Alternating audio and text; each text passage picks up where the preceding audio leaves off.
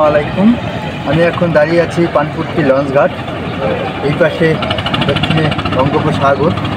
এই যে মাছ ধরার ট্রলারগুলো, এইগুলো বঙ্গোপসাগর থেকে আসে এবং এই ট্রলার থেকে মাছ এই বাজারে, এখানে একটি বাজার আছে বড়, এই বাজারে বিক্রি করা হয় এবং পাইকারি সারা গলাচিপা উপজেলার সব জায়গায় এই মাছটি যায়। এই মাছটি যাওয়ার একমাত্র পথ হচ্ছে ট্রলার, টমটম, এই সমস্ত যানবাহনে করেই এই মাছগুলো সারা গলাচিপা উপজেলায় বিস্তীর্ণ করে। এবং এই সেই বাজার, এইখানে বাজারটি আছে, এই বাজারটি আমরা আপনাদের দেখাবো।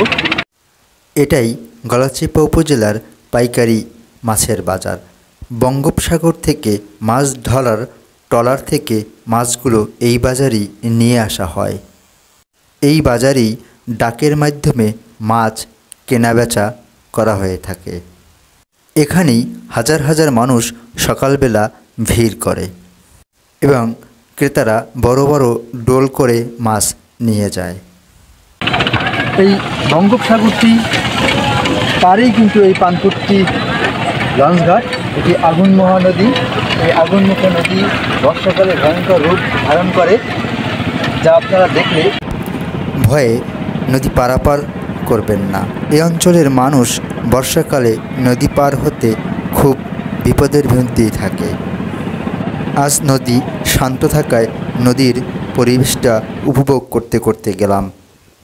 শীতের সকাল, তাই নদীতে কোনো তুফান ছিল না।